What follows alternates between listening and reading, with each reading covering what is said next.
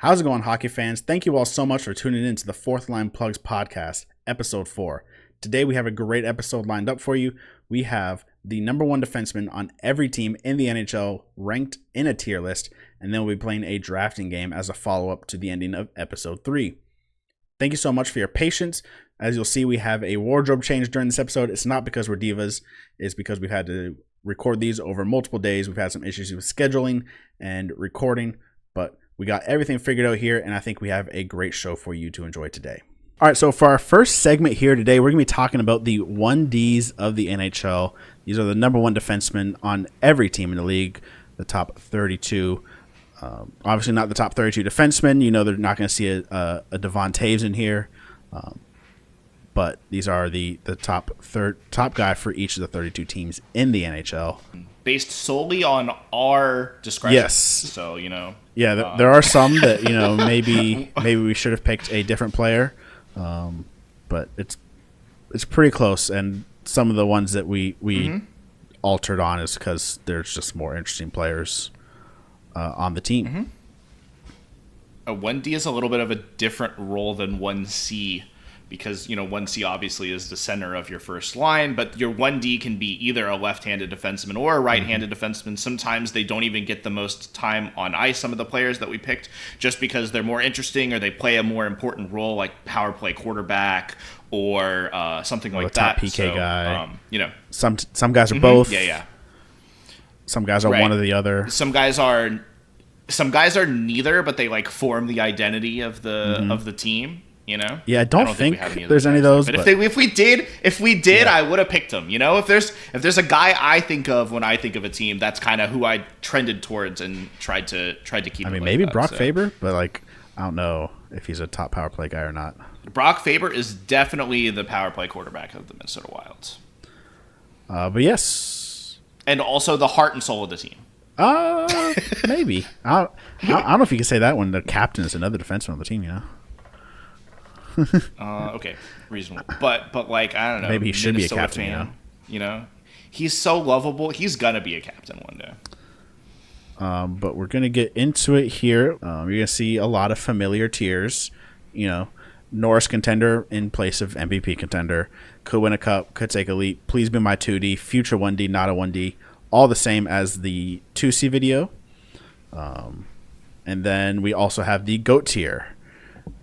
Which we'll have for this video. Probably should have had it for the last one too. But I mean, that was essentially the MVP tier. With a couple extra players, in my opinion. But yeah, and we're going to be in alphabetical order by first name of the player. So starting off the list here, we have Aaron Ekblad of the Florida Panthers. Well, this is easy. For me, at least. It could win a cup.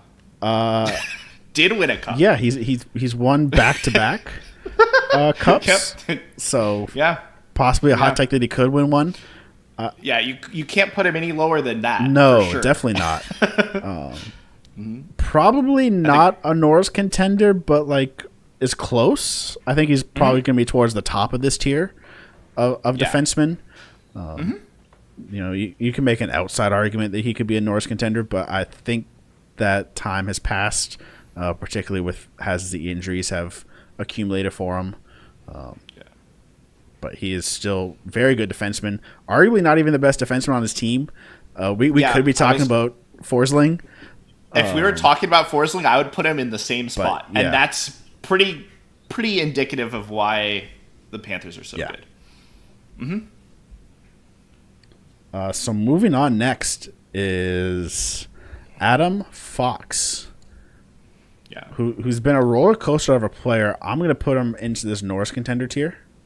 Yeah, I think that's an easy spot for him. A bit of a down year last year, but I mean, he's still one of the best defensemen in the league. Yeah, and I think it's maybe not even just a down year, but a down year for Adam Fox, right? That I think a lot of people started dropping him outside of their top 5, top 10 because he had a down year and Zach Werenski had such a great year, right? Yeah. But I mean, he was still very good this past year. He just wasn't, the Adam Fox, and the Rangers also were not the New York Rangers, right? For sure. So yeah, I mean they've made some improvements to their team. I expect him to be competing for a Norris. I think he'll have a good bounce back year. So yeah, we'll see where he ends up in this tier though as we make it. So like he had actually insane defensive metrics on the Rangers. Was like by far their best defensive in possession defenseman. Still had 10 goals, still had 60 plus points. So still very good. Just wasn't a 17 goals, 70 plus point season, right? Right. All right. Now, guy we talked about just a bit, Brock Faber. Yeah. I love me some Brock Faber. Great young, up and coming defenseman. Maybe already coming. I don't know, but he is. I think he's probably in the could take a leap tier. I think so. But like he's towards the top of that, or maybe he's the bottom of could win a cup tier already. Like he's definitely getting there. He's a guy that Minnesota is ecstatic to have on their team. He is the most offensive of their like pretty strong defensive core.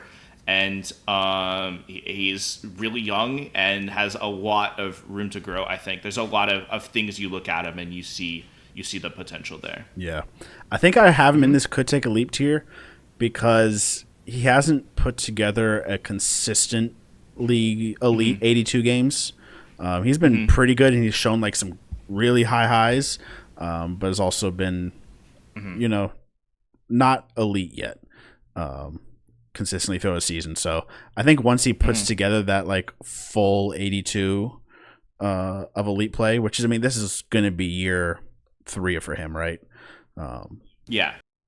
So once he puts together like a full elite tier, I think that's when he jumps into could win a cup and maybe flies right through that tier to Norris. Maybe. But that's where the ceiling definitely is, yeah. right? The ceiling is definitely there, but the consistency just hasn't been shown. Good stretches of games, but never. Yeah, I mean, like a great full season. You think of him as like a great offensive player in last season, 29 points in 78 games. So yeah.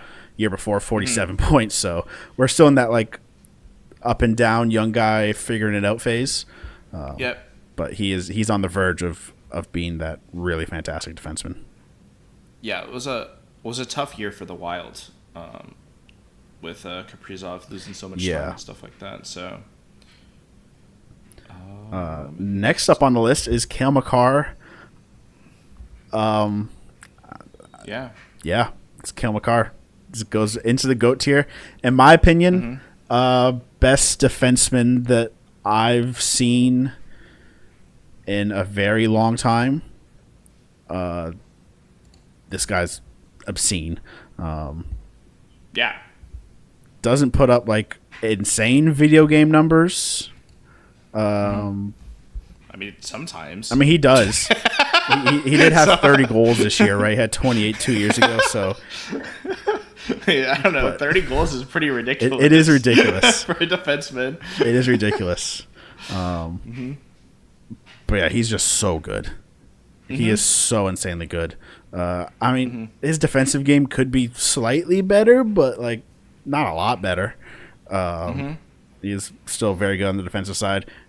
Yeah, there's no room for offensive improvement whatsoever compared to anyone else in the league. Yeah. He's completely unmatched. He's one of the best skaters and puck handlers on the blue line, better than probably most forwards as well. Yeah, he's crazy good. He goes right into the GOAT tier. I think he could push the Bobby Orrs and Nick Lidstroms of the world. And we'll see how many. It's going to probably be up to the Avalanche more so than his personal stuff and the longevity of his career, I guess. That's going to determine how highly he ranks among NHL defensemen all time. But, I mean, in terms of skill, God. Yeah, he is... He's I won't say unmatched because we'll talk about a guy in a little bit, but it's pretty close to unmatched in the league. And with that, we can move on to Charlie McAvoy, who is kind of an interesting player to put in here. I struggle between putting him in could win a cup and Norris contender, like the very top of could win a cup, and like being a Norris contender. He is a Norris contender probably, but it's gonna be tough with the team that he's on for him to really show it. I think like I don't know. We did see Erik Karlsson win one with the Sharks, but like I don't think he is that kind of offensive force that where he can really show that off. He is more of a well-rounded player, absolutely elite defenseman. You'd love to have Charlie McAvoy on your team, but I don't know that he quite has the offensive pizzazz to be in that Norris contender tier.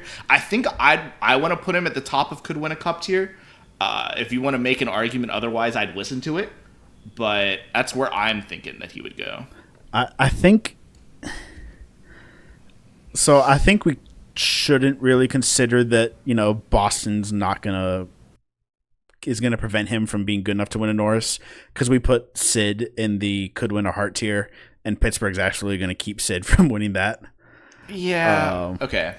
So like, does he have the skill set to be a Norris contender? It's like, and that is borderline for me. Yeah, he is a top power play and top penalty kill guy. You love to see that kind of versatility, right, and stuff like that. But I just don't think the offensive highs are quite there to be what what voters are looking for in a Norris contender. But I agree. Also, and maybe this is fair or not fair, has dealt with injuries. Has not put together a full 82. His highest is 78, and after that, you're in the 50s and 60s. That was an unlucky season for him last year too. What with the shenanigans going around the Four Nations Cup. So, but like, he is still extremely good. Yeah. And like, if somebody were to present a Norris contending argument, I wouldn't be against it or say that they're wrong, right? Oh yeah. But I think he's just slightly, barely not in that tier. Yeah. And maybe at the end of this list, we'll look back and say, okay, McAvoy belongs. We might. We'll see how many players end up in could win a cup. Yeah. Because he might make a difference.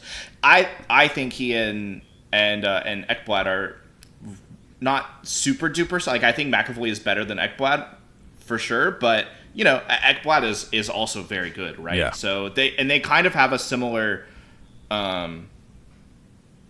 like they're very good, but they don't quite have the offensive numbers to be seen as like the elite, like quote like Norris contending players. So. So next up from the St. Louis Blues is Colton Parayko. I think at this stage in Colton Parayko's career, we are talking about a guy who is either please be my 2D or just not a 1D anymore. I think you'd still be pretty happy to have him as your 2D. I think so. I think most teams don't have a second defenseman or like the leader of their second pairing or whatever. However you wanted. A 2D is even harder to define than a 1D, honestly. Yeah. But being like either the leader of the second unit or the pairing for a guy, like I think you can do a whole lot worse in Colton Parayko. I think most teams would be ecstatic. I don't think they have two defensemen better than him on their roster. So yeah, probably not too many teams. He's definitely fallen off a little bit, particularly on the offensive side of his game, and the possession side of his game. And his defensive game has always been slightly questionable, so I think you could see a precipitous drop. But Colin, he's 6'6" and shoots right-handed. Yes, I personally do not care what hand they are. I don't think that affects their ranking. But yeah, I think he does still have a lot of value. Yeah. But I think like another dip could be where you're thinking like he's a second pair guy around the league. some guys don't age that well into their mid to late 30s. Yeah. And he's 32. So, some defensemen age extremely gracefully, and some of them age a little less gracefully. And we'll kind of see where he goes towards the tail end of his career here. So plus, I mean, like, he could have dipped to this spot and then stay from where he is at 32 years old till he's like 38, right? As being like a solid number 2, number 3 guy. So we'll see. But I think Please Be My 2D is a fine spot for Colton Parayko at this stage. And now we can talk about who is next? It's Dougie Hamilton of the New Jersey Devils. My thing got messed up, so I wasn't sure if But yeah, Dougie Hamilton of the New Jersey Devils. Who? Dougie Hamilton, man. Where do you put Dougie Hamilton? Dougie, I mean, there's a lot of similar to some other guys from our 1C list. There's a lot of tiers I think you could have an argument for. Like, I still think if he put together a healthy, dominant 82, he could be a Norris contender. He's probably not doing that, but like, I still think that spark is there if it were to happen. He has the talent of could win a cup. Yeah. But could he realistically be the 1D of a cup team? Is he going to be able to put together a healthy, productive campaign? He even the 1D on his own team? He think might he have is been. He might until Luke Hughes passes him. Yeah. But I mean, that could happen any year, right? Yeah. Like, it's Luke Hughes, right? If they, get an extension for Hughes, which we assume they will, but there's no way. I mean, we're in August and it hasn't happened yet, so you never know. But there's absolutely no way. Plus, I mean, is he even the 1D of the Devils?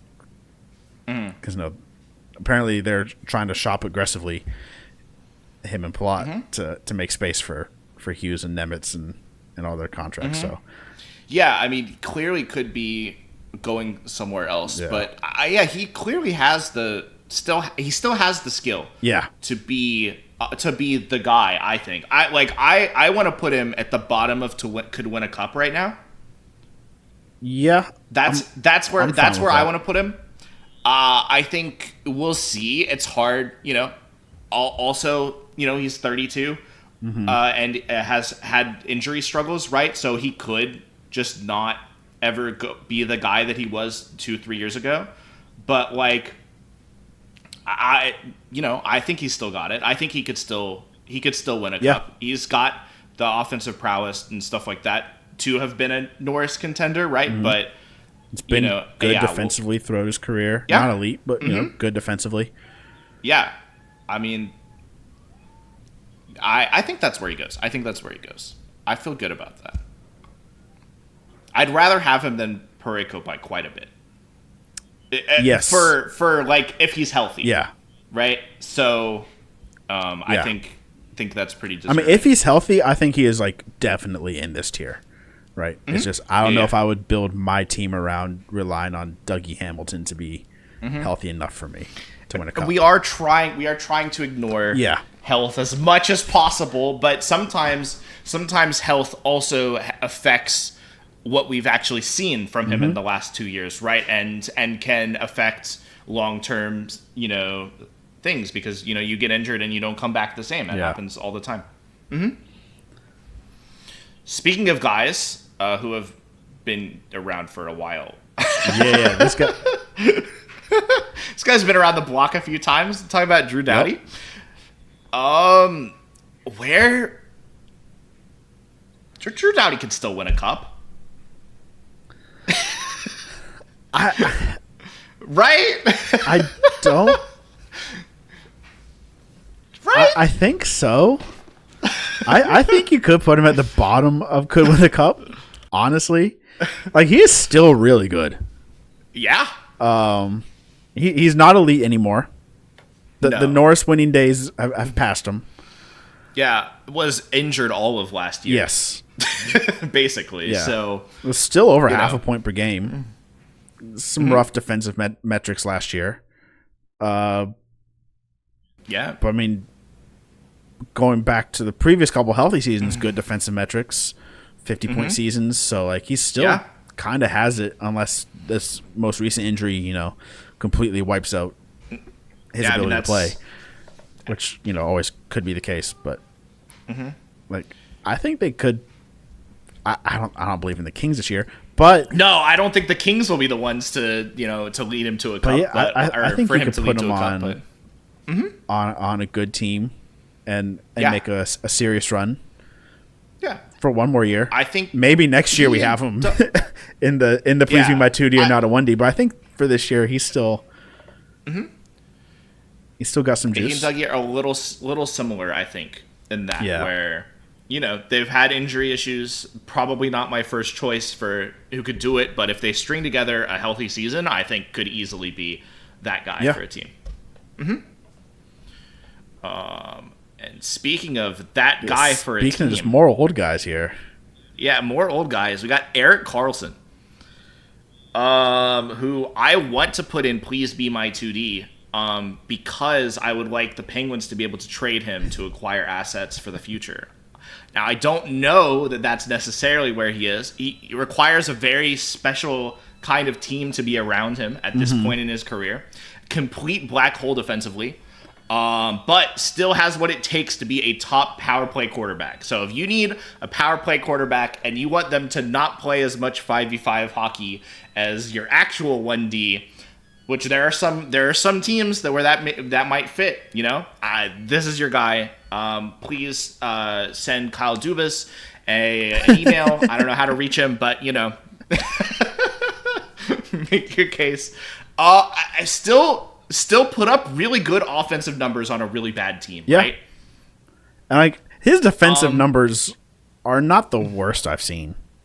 Yeah. It's like I don't know if he's a black hole defensively. I think he's watched a lot of Penguins games last year. Not great, but like I think there are worse defensive sided guys that don't have the same offensive upside that Erik Karlsson still does.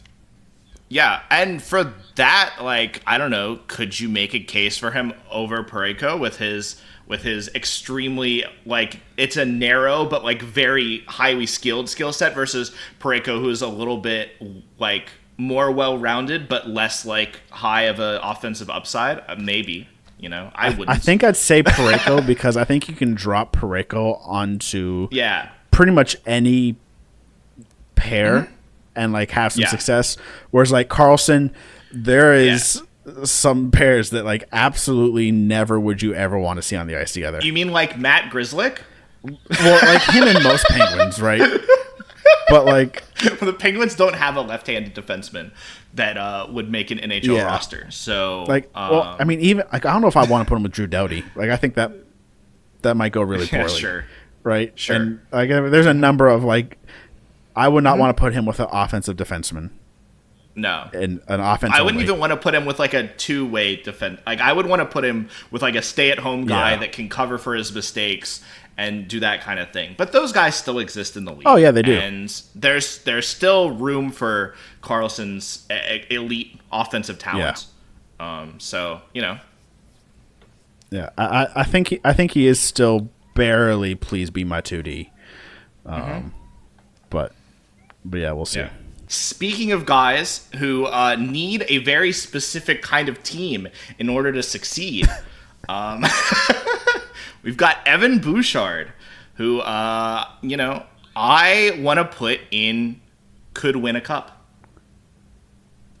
I know some might argue that he should be put higher than that, but I don't think he's a better defenseman than McAvoy.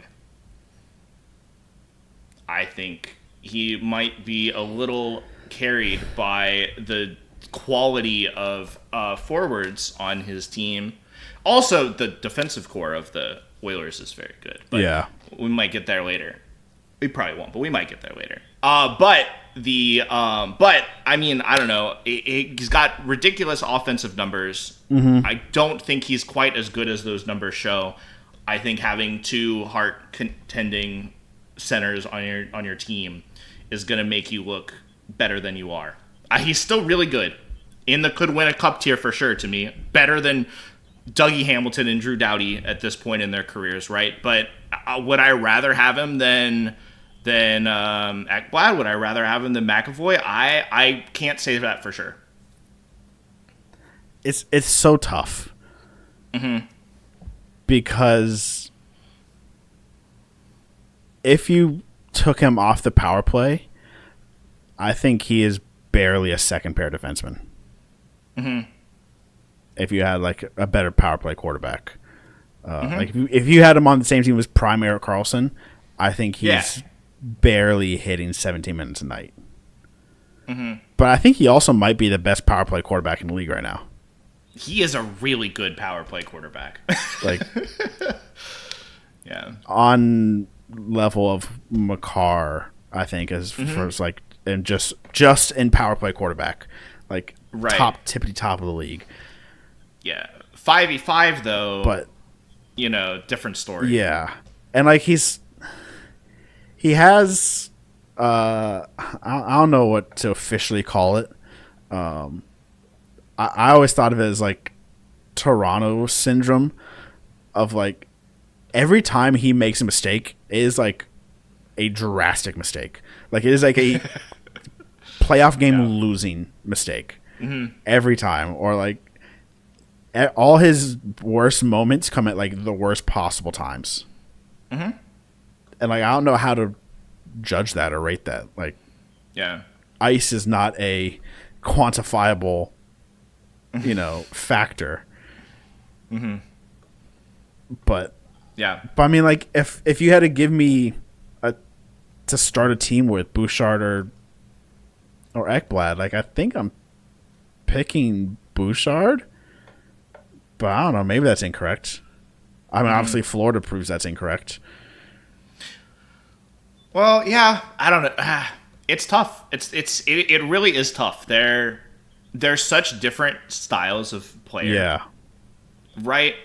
Where I think Ekblad is a perfectly serviceable power play quarterback, like does his job very well at that, but like Bouchard is so good at it, but then Ekblad is so good at 5v5, right? And being just like a very solid, well-rounded defenseman. It's like, where do you rank those skills, right? How do you separate Bouchard from his elite teammate? Because, while Ekblad does also have elite teammates, right? It's not the same kind of thing, right? So it's tough. Yeah. It's tough. I think you could. I think we have him right around the correct spot, right? Maybe he's above. Maybe he's above Ekblad. Maybe he's below Ekblad. I think I'd put him. I think he would win in Norris. I think I'd put him. These guys, though. That is true. Out of but for Norris, he could win a Norris. He is the first guy in here that has the numbers to win a Norris. But I don't think he's the same tier of defenseman as the guys that he would be competing with for the Norris. I think for all of those guys, I would rather have them. Yeah. Mm-hmm. Like if Edmonton was, won their division, top 3 in the league, and he had 90 points and 22 goals, he's probably winning that Norris unless Cale Makar is doing something, or Quinn Hughes are doing something stupid, right? But they always do something stupid. But I could see him winning a Norris over McAvoy, Ekblad, really any of these guys at this stage. Yeah, maybe Dougie if he had a crazy video game season and the Devils won the Metro or something. I mean, he could even win a Norris over Adam Fox, but I still think I'm taking Adam Fox every day. Oh, I'm taking Adam Fox for sure. Right? You know what I mean? So, yeah.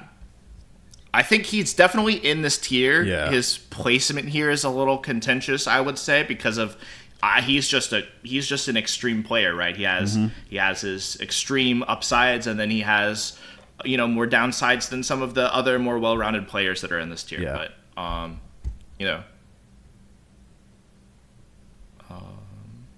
don't know. It's tough.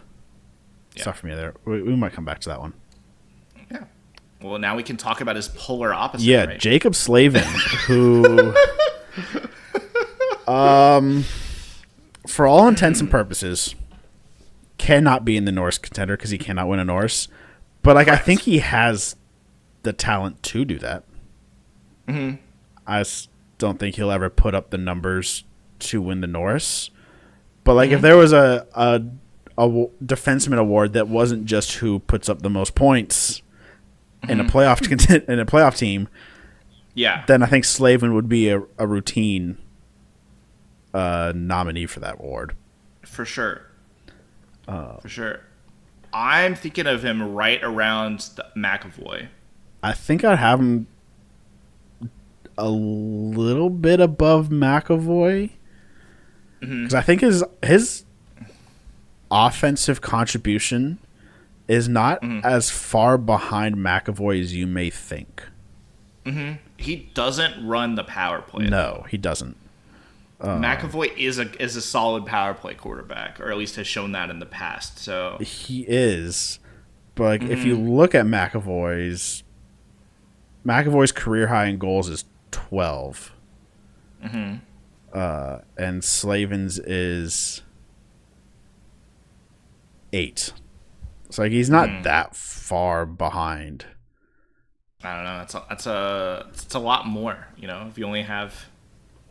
It's. I mean, but if you put Slavin on the first power play, with Ehlers and Svechnikov and no, you're right. I mean, I feel like he's not that far behind. Is all I'm saying. He is far from a black hole offensively. He is still a positive offensive contributor on one of the best defensive teams in the NHL, right? And he is a huge reason why that their defense is so good. Yeah. But he's still a good offensive defenseman, just not even near as elite as some of these other guys, right? Yeah. So, I'm okay putting him there. But like, I think I personally would rather have McAvoy, because also he shoots right-handed. Right. So I do think Slavin has gotten, and maybe should be below McAvoy. I think Slavin has been. I can't think of like a guy similar to this. It's like the reverse. Like he was so underrated that he's now become a little bit overrated. Yeah, he's always he's like the year-to-year pick of like, this is the most underrated player in the NHL. Right. To the point where like people think he's a top 5 defenseman. Yeah. He's really not. He's debatable for top 10. There's debates to where he is or is not top 10 defenseman in the NHL. Maybe he should be behind McAvoy. Maybe McAvoy's well-rounded enough to be above Slavin. I like McAvoy a lot. Yeah. I think that's fair. I think you could put McAvoy as the 1D on most teams. I think if you put Slavin on a 1D that doesn't have any kind of offensive players on it, which I mean is just bad roster construction, if that's the case. Yeah. But if that's the case, I think that team will potentially struggle a bit, but also Florida doesn't have that many insane offensive guys, and they still do fine. So, yeah, who knows? Speaking of guys I like a lot, though. Jackson LaCombe. Of the Anaheim Ducks. Who had a very good year this year. Yeah. And, I'm putting him in could take a leap. That's where I want to put him. I don't want to put him in future 1D. I think he's there already. I want to put him in to take a leap. I would put him behind Faber. I think Faber... I don't know. Maybe I'd put him above Faber. I think he's right around Faber in my mind. I think he has had a better season than Faber ever has. That is true. I think But he's also only had one good season. Yeah. He is true. His first season was not good, and then he exploded into a very good season, whereas Faber's had 2 good seasons. So yeah, if you think about the players that he's playing with, though, the Radko Gudises, the Jacob Trubas, you don't think of the Lacombe Gudis is a NHL top pair that every team is desperate to get? I just think you could be doing him more favors in his development.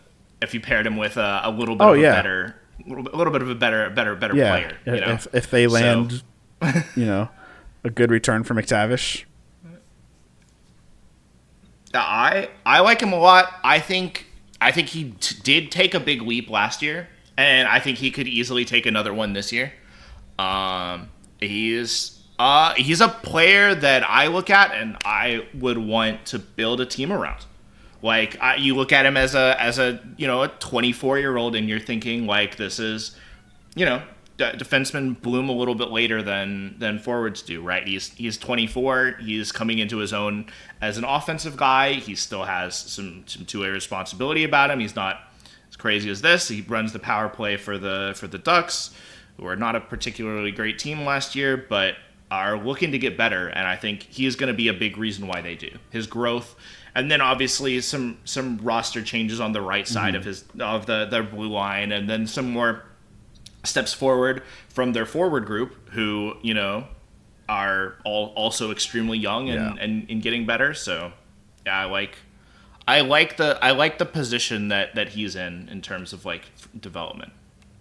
I've talked my way. I put him above Faber. You think he's going to be better than Faber?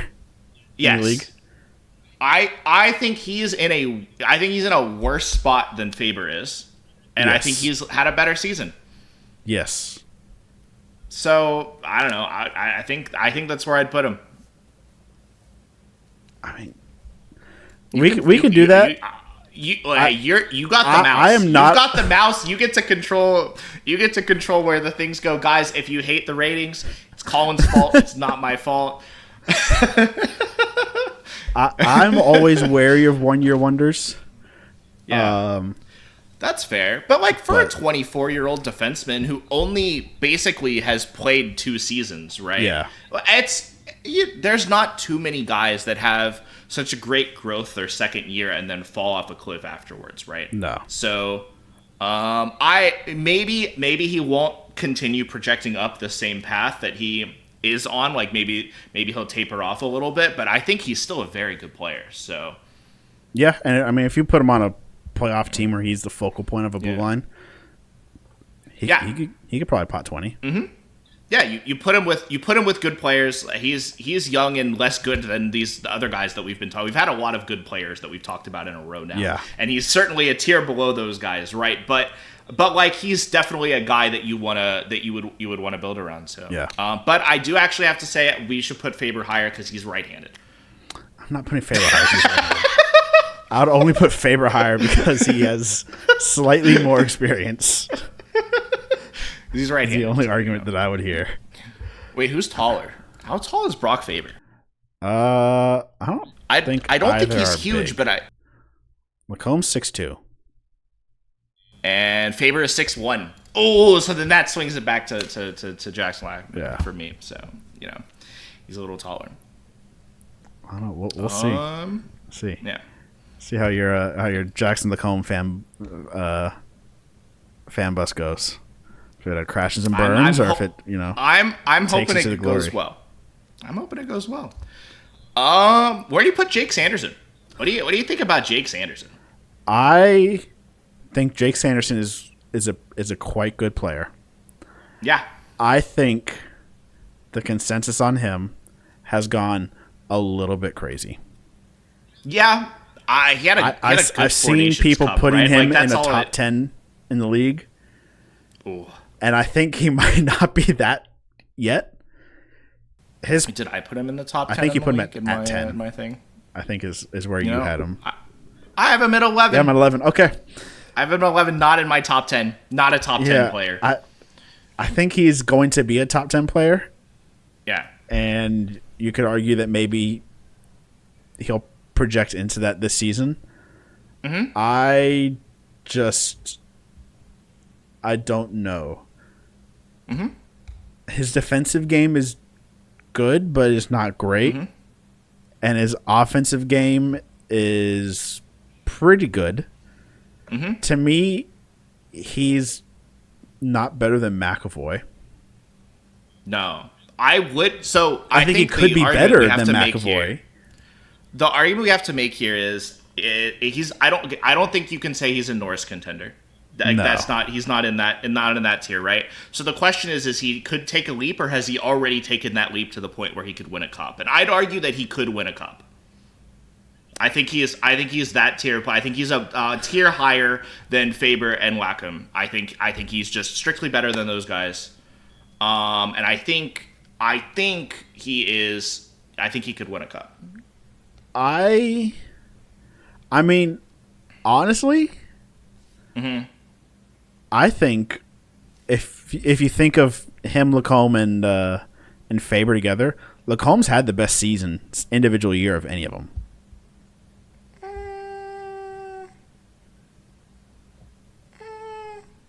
I don't know. Sanderson was pretty good last year. 11 goals, 57 points. Yeah, but Lacombe had better defensive metrics while also doing 14 goals and 43 points on a worse team. Yeah, okay. Yeah. I don't know. But Sanderson's done it a little bit more than Lacombe has. And same with Faber. Yeah. I don't know. You want to put him at the top of could take a leap? I think so. The other thing is, like, it's very, very hard for a young defenseman to be a cup winner, I think, unless you're Cale Makar. Like, I think defensemen just take a little bit longer in that development. It take a little time in the oven. Yeah. And not just like... Or Evan Bouchard, you know? Well, Bouchard's 25, though, right? Yeah, and Sanderson's only just 23, right? So I mean, like, I think... And Lacombe's 24, so they're all, you know... Yeah, Lacombe also took 4 years to make it to the league. He took his sweet time. He took his sweet time to get to the league, but, you know... Yeah, I mean, it's hard to develop outside of the NHL as a defenseman for sure, but... I mean, I'd probably take Sanderson over Drew Doughty, though. Yeah. And then, you know, then you get to Dougie Hamilton, and it depends on what Dougie Hamilton, right? He's the Elias Pettersson of this of this list, where it's like it depends on what version you get. Yeah, it's interesting because, like, I don't think we went over this so much with the thing, but, like, one of the reasons that we're going with tiers here, I don't think every player in every tier, like, I don't think every tier is there, you know? Like, maybe Parayko is a better player than Brock Faber, you know? Right.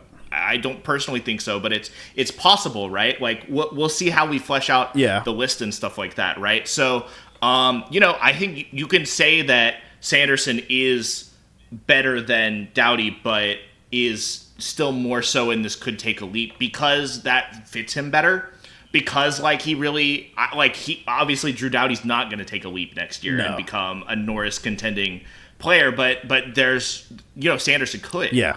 Right? So, you know, that maybe, you know, that's why we've gone with these tiers, so we can kind of put labels on players and kind of compare them with other players in similar positions to them, as opposed to, you know, ranking 1 through 32, which is something that we did off screen and did, and I thought was really hard because I'd have these clusters of players that I thought were very similar, and I'm like, oh man, I like all these guys, and I really like them, and they're all young and they have a lot of room to grow, and I put them in this order.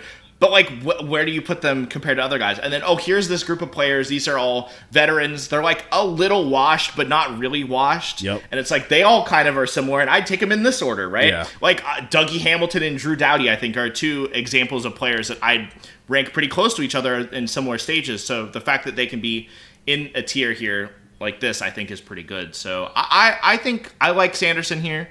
You know, with the caveat that, you know, I think I'd rather have him on my cup-winning roster than Drew Doughty. Yeah. Right?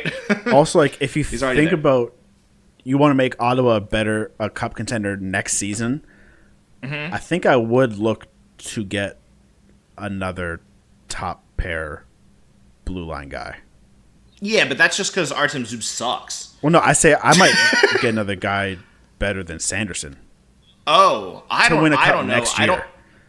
Now, for the maybe? long-term I don't know. trajectory, if you talk about 3-4 years from now, Sanderson probably is that guy. I don't know how many guys they could feasibly get that are going to give probably him a not better on the chance market. than Sanderson, Right. right? So I think more so they'd be looking to upgrade the people around Yeah. him. So But I think Sanderson is a piece that would hold back Ottawa from winning a cup next year. maybe. But I don't think he's maybe the next first year piece. he explodes, right? And it makes me look like an idiot. I just think they got more issues than him. Oh, they do. I think that team has quite a few issues. They're good. They're really good, and they've got all these pieces to be really good for the future. But they've still got some roster construction issues to fix. So next up, maybe a bit of a difficult guy to place is John Carlson of the Washington Capitals. My gut says, please be my 2D. But I'm not sure that I can find a lot of proof to back that up. He's still good. Yeah. John Carlson is still good. He's not, peak John Carlson, right? Mm-hmm. But he's still good. But I think he is. He's still an extremely good power play quarterback. Yeah. Mm-hmm. He's still putting up 50 points a season. 50, yeah. There's an argument to be made that he's not even the best defenseman on the Capitals, though. Yeah, I think honestly, there's an argument to be made that he's not even that he's the third best defenseman on the Capitals. I think that's a pretty tough argument to make, but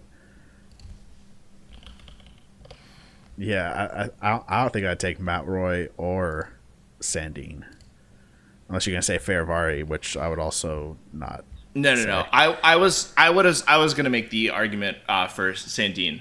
Just for his role, the kind of player that he is extremely great.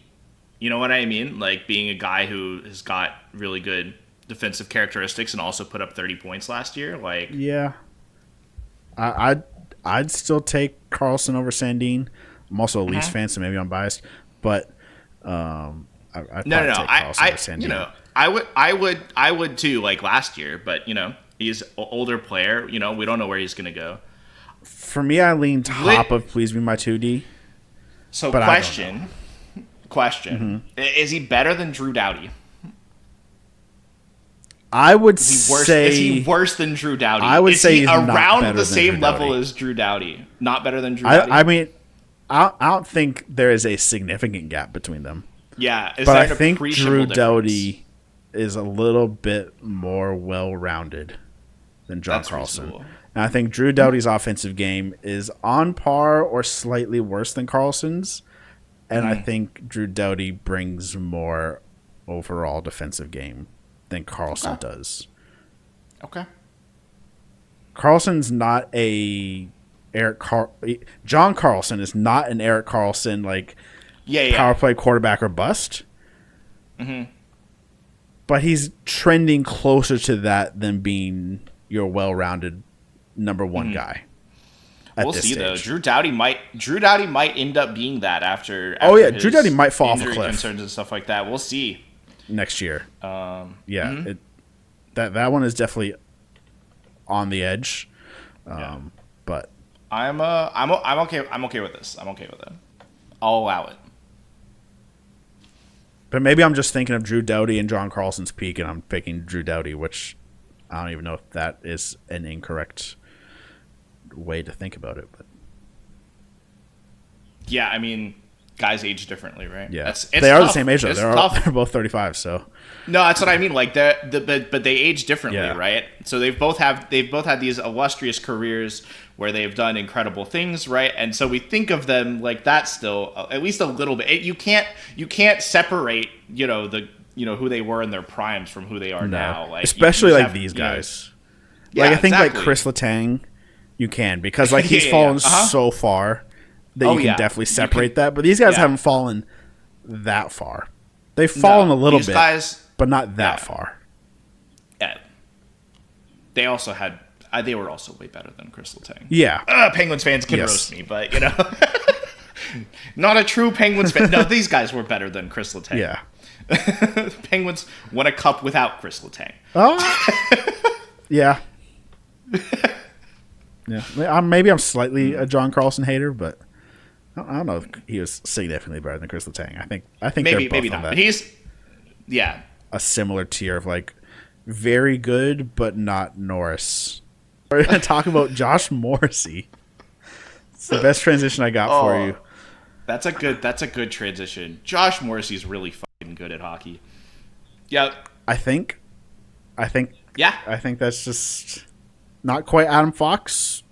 I think you could argue potentially he could be, but I think he's not quite as good offensively.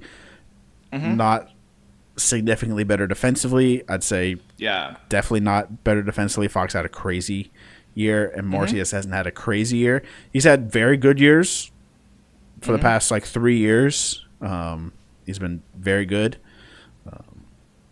and one of those guys that he didn't pop off until his age 27 year. Defensemen take time to cook, man. They take time to cook. Yeah, I mean he had some solid years. I mean, right from 21, but like he was a solid second pair guy, like a pretty good third defenseman until from like 21 until age 27. Then he just exploded for the last 3, right? Yeah. So. No, Josh Morrissey is absolutely great. He is a huge reason why the Jets have such a good defensive unit, which we might talk about a little bit later. But he is a big part of that. He's really good. He's got good, well-rounded game to him. He's incredible offensively, good power play quarterback. Like, this is just everything you want in your franchise defenseman. Yep. He's worse than Fox for sure. I think I'd put him lower than Fox. There's probably going to be some other guys in this tier that I'm going to put him lower than, but I want to shout him out as being a tier above those could win a cup guys, because I think he's got a little more to his game. I agree. Next up is Mackenzie Weegar, who is an interesting guy. Maybe one of the more slept on guys on this list. I think he belongs on a top 32 defenseman list. Yeah. And I think most people, like, even if you included, like, 2Ds that are better than some of these guys, I think he still cracks the top 32 of the NHL, which I think a lot of people would not think that. Definitely has some consistency issues offensively, right? To go from, 6 goals, 8 goals, 4 goals, 20 goals, 8 goals, right? Had like that one crazy season, but like there's been a good defenseman or defensive sided part of his game has been good pretty much his entire career. And his offense obviously can be very good, but generally is not that special. I think he's please be my 2D. I want to put him there too. I think I want to put him at the top though. I think he's the best player in this tier by a decent amount. So I think he simultaneously has the lowest ceiling of these 4 guys. I mean, obviously he had a 20-goal season 2 years ago, right? So he does have a high ceiling. But like, if I had to bet on which of these 4 guys is going to have the best season, he's probably the one I'd pick last. But if I had to bet on which one of these guys has a terrible season next year, Weegar is the last guy I'm picking. I'm picking the Carlsons and Parayko to fall off before Weegar. Like he's such a good fit, I think, for this category in particular, like the please be my 2D, because I think he has such a high floor. Like I think his contributions to a playoff team could be absolutely immense. Yeah. At the highest level, maybe he could be your power play quarterback. But at the lowest level, he's a great 5v5 player who could give you, your 20 minutes of ice time where he's in the playoffs, right? And he's just good. Yeah. Like, he's just good in that time, right? So, and I think he's a guy that fits, like, really well. Like, he's very well-rounded, right? Yeah. So, I think he would fit really nicely with any of this tier of guys. Yeah. Mm-hmm. That, like, it just makes this tier of guys, like, that much better. Yeah. Right? Mm-hmm. And if you put him with any of the guys in the tier above, you immediately have, like, one of the top defensive pairings in the NHL, right? Yeah. So I think that says quite a bit for him. I like what you said, where he'd be in, like, the top 32 defensemen in the league. Like he's a guy that belongs in those conversations, but he's not a guy whose skill set necessarily puts him in that like top tier echelon of guys that are going to be. There are only so many defensemen that can be the 1D of a Stanley Cup winning team, right? Yeah. So. But I mean, and speaking of guys, if he put that 20-goal season every year, though. That's true. He quickly rises up this list, right? But For sure. that definitely looks like an anomaly. But yeah. Speaking of guys who could or couldn't be the 1D of a Stanley Cup winning team, let's talk about another please be my 2D guy in Mikhail Sergachev. Yes, I agree. Yeah. I mean, he already has the resume of a very good 2D, right? Of a 2D, yep. Right? He has very good 2D next to Victor Hedman. I think if you went back in time and told Tampa, you don't get to have Hedman anymore, but you get to keep Sergachev, I think they'd be kind of sad. Mm-hmm. Yeah. Sergachev is good. And they are, to be fair, they are kind of sad right now. Yes, they are kind of sad. Because he's the exact kind of player that would immediately make Tampa able to compete with the Panthers. So does that not put him in please be my 2D territory? I like him here at the top two. I like this a lot. Sergachev is great. I think Utah are gonna be contenders very soon with the amount of growth that their guys are showing and the amount of talent that they have in their pipeline. But I don't think Sergachev is gonna be the guy. I don't think he can be the guy to lead them to the promised land. The promised land being a cup. He can obviously lead them to be the playoffs as the 1D, right? Maybe even make a run there. But I just don't think he quite has that top talent in order to do it. Although we haven't done the whole, like murderer's row of like 1Ds and stuff like that, and talked about like the Penguins and some of the other. You don't need as much of that one. Exactly. You don't need as much of that like really good player as you do like the 1C. At least that's what it's shown the salary cap era. But and so for that, like maybe he could, but to me, he's a little bit lower of a tier than these other guys. So if you're going to be one of those teams, Florida or Pittsburgh for those years, you also have to have like a good 2 through 6. Yeah. In your defense. True. Like you have to have a really great 2 through 6. Yeah, and you need like 2 of the top 10 forwards in the NHL. Yeah. Which you need to win your center battle, right? You need Yeah. But it's a lot easier if you just have a Victor Hedman, a Cale Makar, an Alex Pietrangelo, you like one of those level guys. It's just it's a lot easier. You can hide some good, decent defensemen, right? Well, yeah, you can just throw those guys on the ice for an extremely long amount of time, and they just do good things. Yeah. So,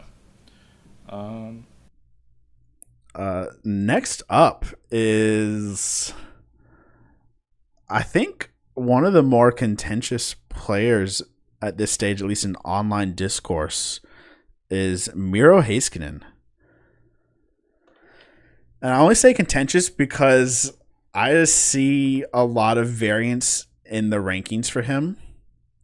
Like, I see some people think of him as like the 3rd best defenseman in the NHL, and others have him as like borderline top 10. I lean more towards the borderline top 10 myself. Mm-hmm. I think he's Slavin-esque, right? Where he's kind of been the underrated guy so much that now he's slightly overrated. But like Miro's still really good. I think he's a Norris contender.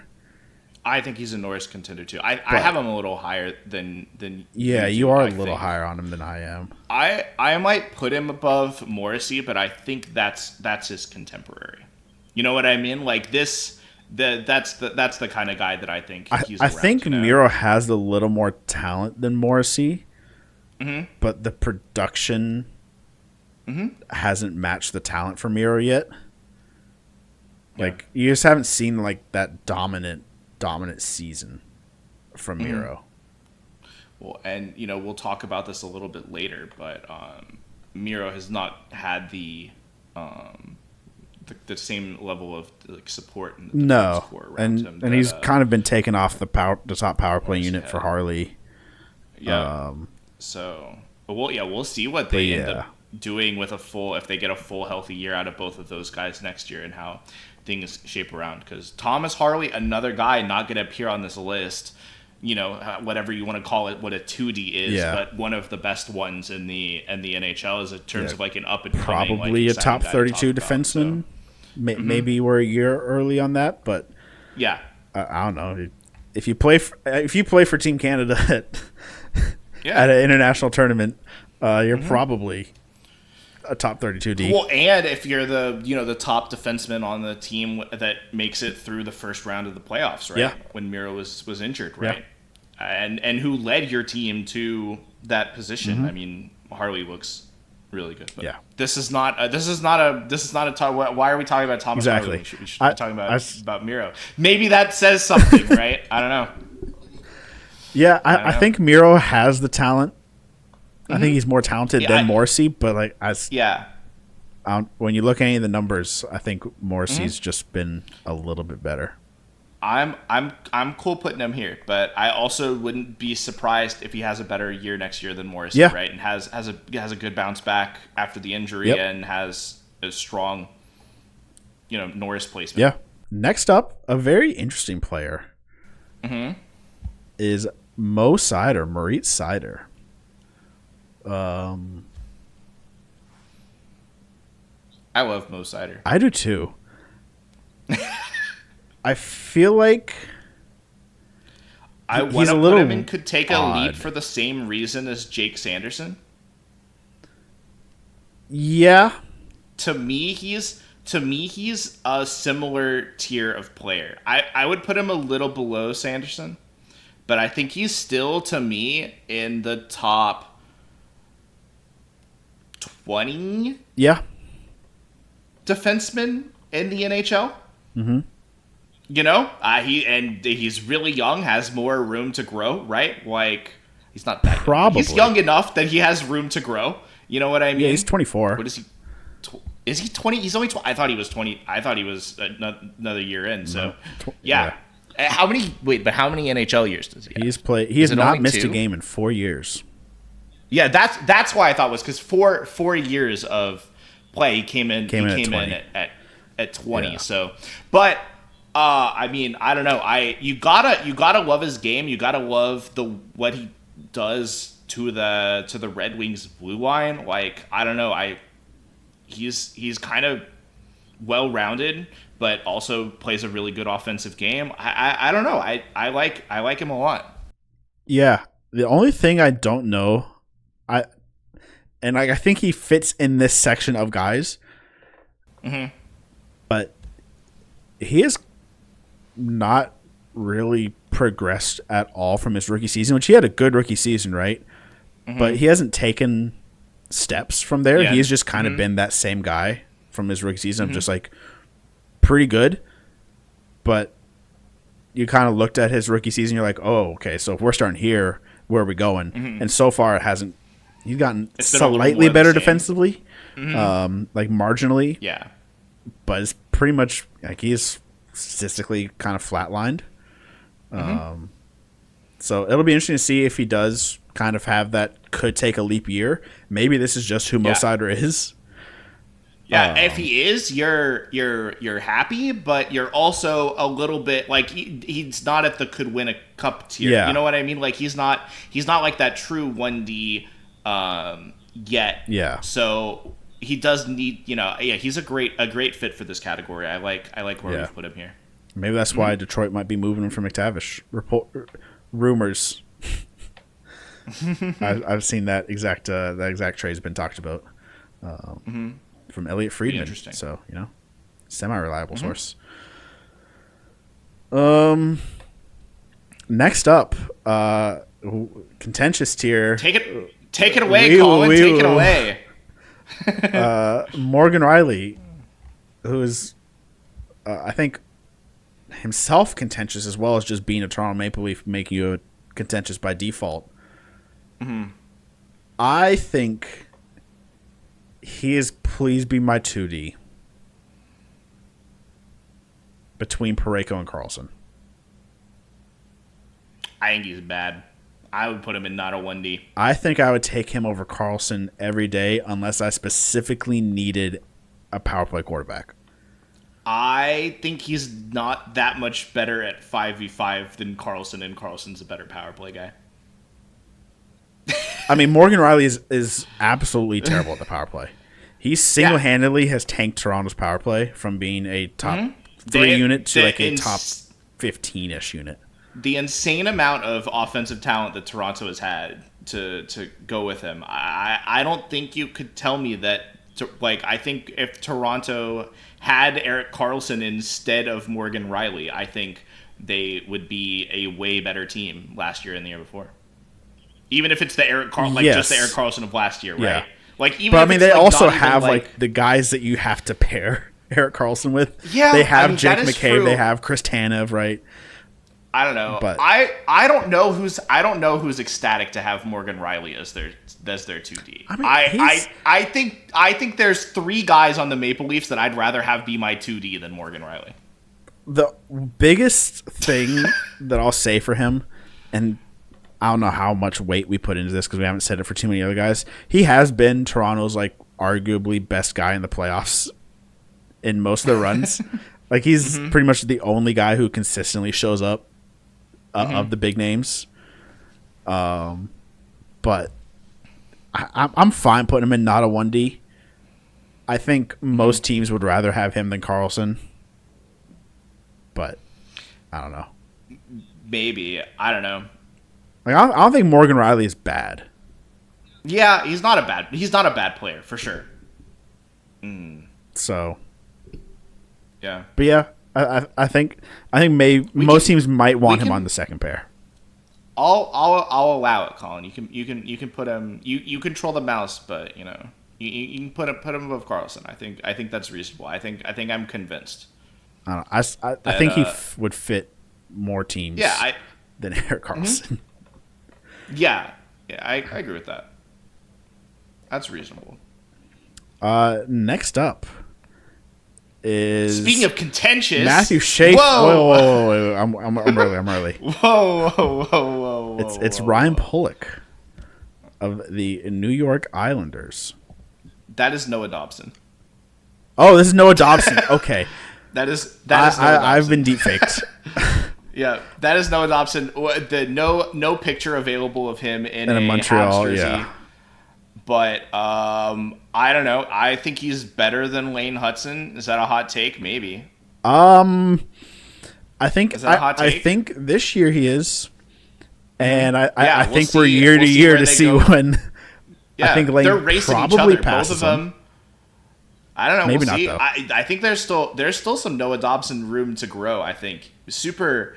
I would say hampered in the play style that he wants to have by the Islanders system. Yeah. Not just like I'm. The Islanders have played a very specific brand of hockey, and I don't think that's the brand of hockey that Noah Dobson excels at. And so for the talents that he's shown and the potential that he's shown, I don't think he's been put in the correct position for that. Now, he could come into this Habs system, which I think is perfect for him, Right, like I think this is maybe the best landing spot he could have possibly gone to, right? He doesn't necessarily have to be like I do think he's the top guy on this team, but he doesn't have to be the top guy on this team because Lane Hudson could still, pass him, right? Yeah. He gets a great defensive partner, probably, and I'm assuming he's going to be with Gooley, right? Probably. So if he's with Gooley, then that's great for him because it kind of gives him more of a leash to go do his Noah Dobson things. And then they've got a good forward group, a lot of talent around him, a lot of speed, a lot of stuff for him to kind of push pace of play and make those passes that we've seen from him, do that kind of stuff. I think Lane Hudson's probably still manning the power play for these guys. We'll see. I mean, I could see them being do both. a two defense power You could play, do both. Depending on if power play Patrick is there or not. Yeah. Because you're probably gonna have Cole, Caulfield, and Suzuki. Yeah. And then your choice of Line A, Demidov, Slavkovsky, Hudson, Dobson. Pick three of those. Yeah, and they're hoping that they land on the right set, but I could see a world where he's part of that. I don't know. Yeah. I like Noah Dobson a lot. Let's throw him in. Could take a leap, I think. Or do you want to put him in higher? Do we want to put him lower? You could put him in could win a cup. I think you could also put him in please be my 2D because he might just be the 2D on the team that he's on. But I don't know. I think could take a leap makes sense. Mm-hmm. Yeah, I think he could go in any of these three tiers right here. Mm-hmm. Yeah. It's weird because of the team. Honestly, we've been trying to talk about guys in a vacuum, but team situation is something that you can't really ignore. And the way that he's gonna have his usage changed means that there's a lot up in the air as to what he is. Yeah. I to be fair, love the move from the Canadians to trade for him with those 2 first-round picks. Mm-hmm. I think that was amazing. Also love it for the Islanders. Yeah. So he's an interesting guy. I mean we went to an Islanders game, the Islanders Stars game this season in Dallas. Yeah. And I was talking a lot of shit about how much I love Noah Dobson, and then he just didn't do anything the entire game. Yeah. But, that's kind of how things go sometimes, And I kind of wonder if that is Islanders hockey stifling him, or if he just hasn't developed that consistency from game to game. And it's just going to be kind of hard to tell until we start playing hockey this year, right? Yeah, I agree. He's a guy that is going to have a lot of eyes on him. Yeah.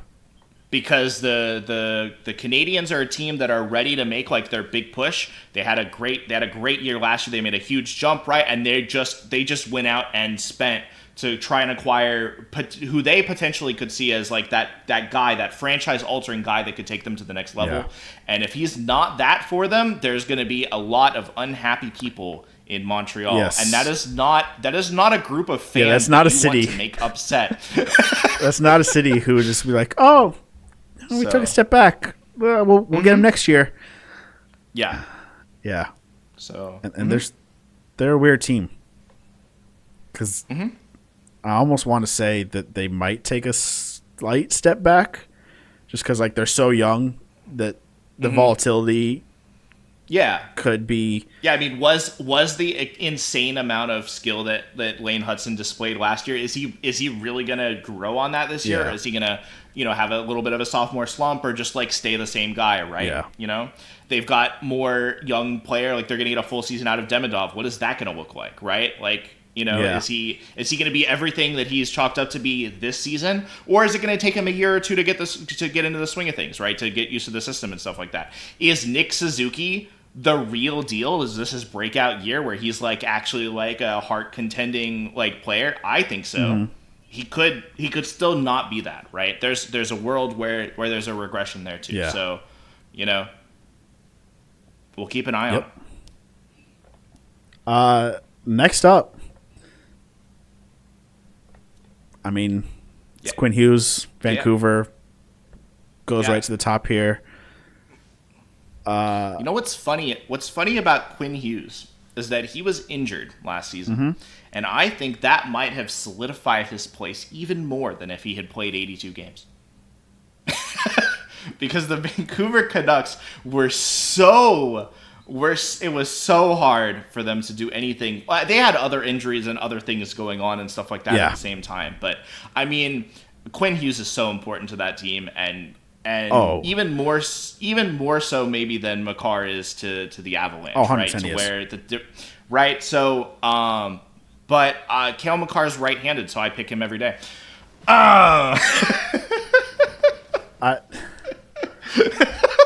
I just think Cale Makar has just a little bit more to his game.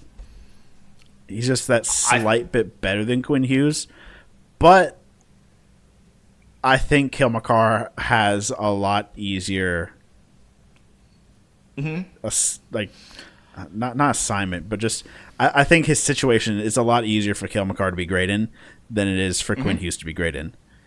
And if you put him, Makar, on a team that doesn't have Nathan McKinnon with a defense pairing that isn't Devon Toews. And out of just like a generally successful environment that is a Colorado Avalanche, and you put him on a nightmare fuel environment of Buffalo or Vancouver or, Toronto before, the core four got there. Is Cale Makar still going to be fantastic? Probably. Is he going to be that amazing? I don't know. Because we know Quinn Hughes is going to be that amazing in those terrible environments. It's hard to rank these guys. We had to make a tier for them because they're just so much. Like they're just head and shoulders the two best defensemen in the NHL. Yeah. I think Quinn Hughes is actually surprisingly, slightly better defensively than Cale Makar, which is crazy to say considering how the beginning of his career looked. But I think at this stage in his career, he's there. I do wonder though if he is so much better than all the other defensive players on his team that he looks like he's better defensively because he's like the only elite guy, right? Yeah. But maybe not. I don't know. I think these guys are both they could go down as top 5 defensemen all time though. Yeah, easily. Easily. I think Quinn has a little bit of catching up to do. Because he didn't start as hot as Cale did. But yeah, he's not that far behind it unless you count goals because Cale Makar's insane. But yeah, I think Vancouver's gonna be very sad when they lose him in free agency in 2 years. I'm just kidding. They're not going to lose him. No, surely they won't make that mistake and they'll trade him at the deadline for like.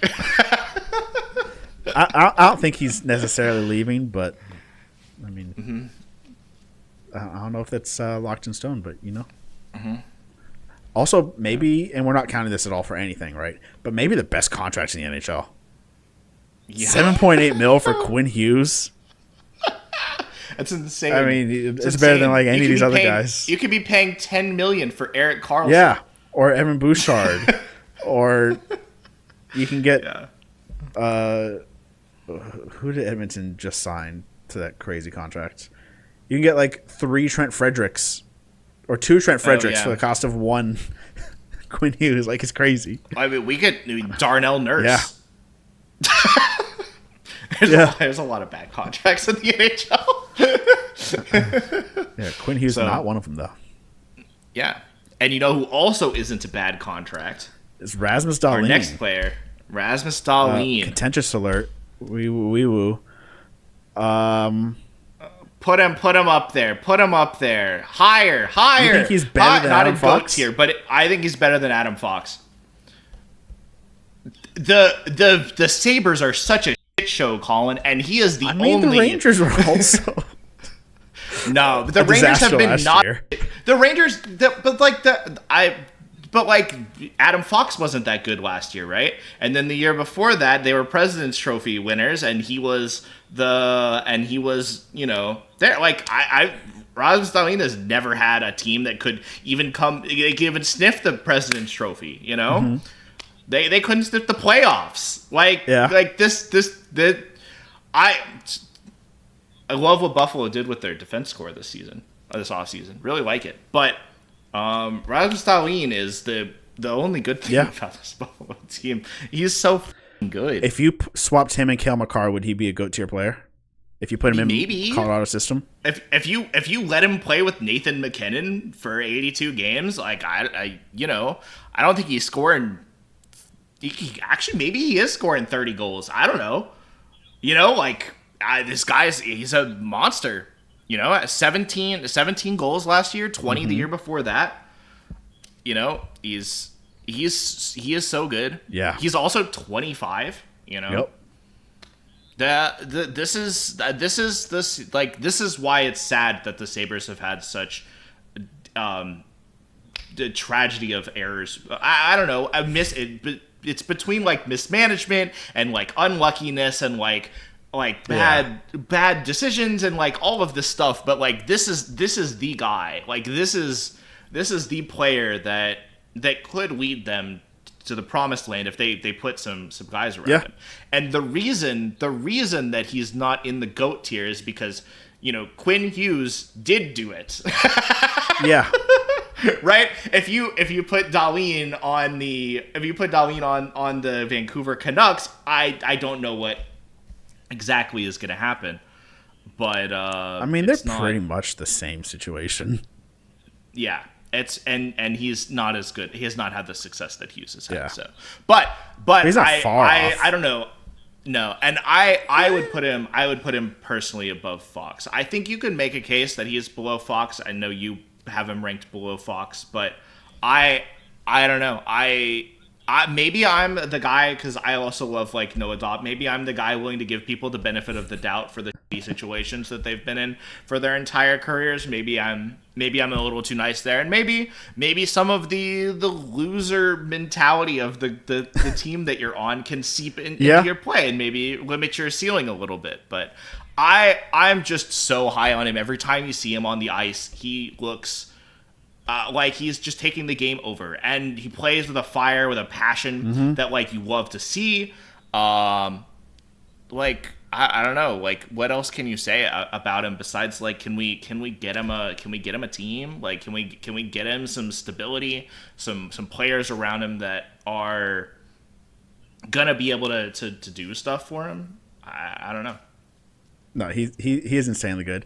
I think I'm fine with putting him above Fox. I think they're very close. Like I don't know if I could say one is like definitively better than the other. I think it's like year to year depending on how well each guy plays. Here's the difference the whole time is that you love seeing the Sabres be bad at. I love seeing the Rangers be bad. Right. So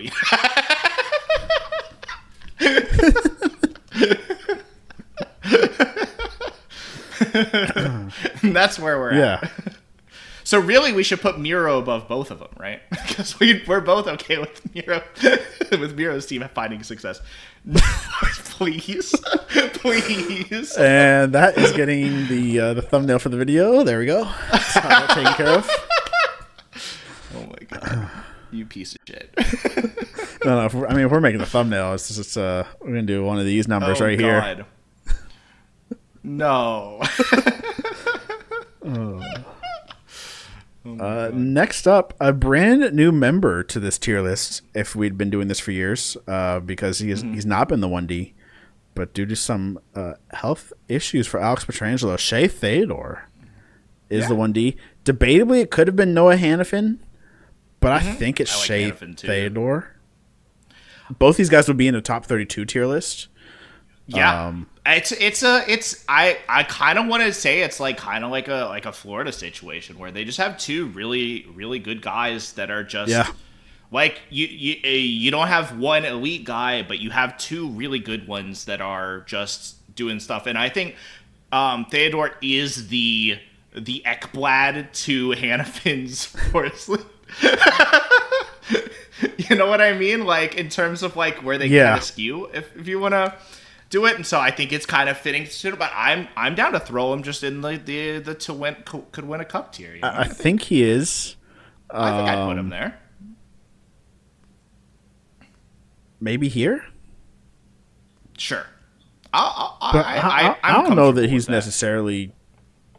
I think he has not reached his peaks. He's also dealt with a lot of injuries, kind of similar to Dougie Hamilton. And I think Dougie Hamilton's peak is better than Shea Theodore's. Mm-hmm. Yeah.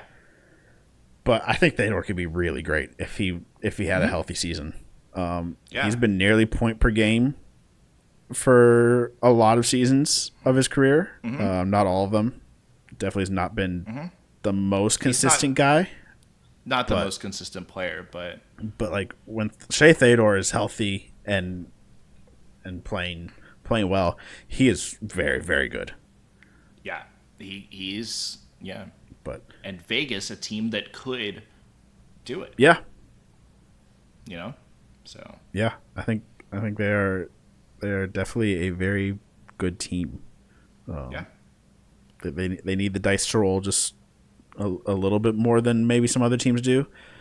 Particularly with their depth, bugs, and because they don't have the depth to necessarily withstand a ton of injuries. But hey, you gotta love that Mitch Marner acquisition, right, Colin? I know you of all people are. I will be watching Vegas very closely this season, and rooting for Mitch Marner. I'll be one of those guys because I was a Mitch Marner guy. But well, speaking of depth, let's talk about Ryan Pulock. Yeah, Ryan Pulock. I think I'm very comfortable with that. I think so. On his best day, he might be a please be my 2C, but I think he's in this tier. I think the difference between him and the guys in that tier is that if you throw the guys in that tier on like your average second pairing, it's going to improve them. And I don't know that that's the case with Pulock. I think he just doesn't quite have the consistency or even the high, like even the highs really to like be there, you know? So he's Grizzly plus. Like he's kind of a power play quarterback, but he's not good enough to be better than most teams' power play quarterbacks. Right. I mean, he wasn't better than he's not better than Noah Dobson, right? This past year, right. Maybe this year in the transitional period before guys like Schaefer and Aitchison make it. He might not even be over Tony D'Angelo, depending on how they want to deploy D'Angelo. Because he's also just like chaos, so they might want Pulock for consistency. But he's not a great defensive defenseman, and he's a fine offensive defenseman, but not good enough to be he is the first pair guy. Yeah, Erik Karlsson is clearly significantly better than him as like as a package. Yeah, right. Has more to offer. So I'd say Pulock is a fourth defenseman. Like I think if he is the second guy on your second pair, you're happy. Yeah.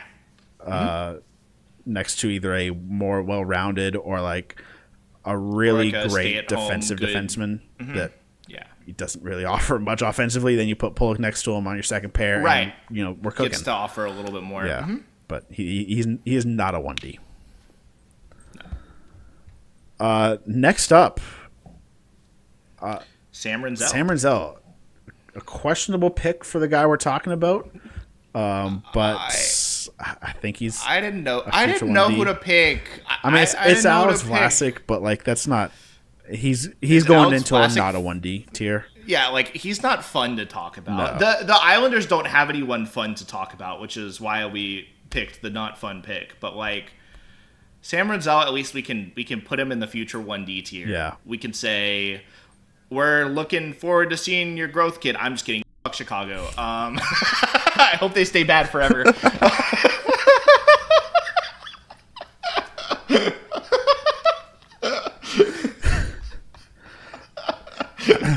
See, I agree because Buffalo deserves to get bounced in the first round. Chicago does not deserve it, right?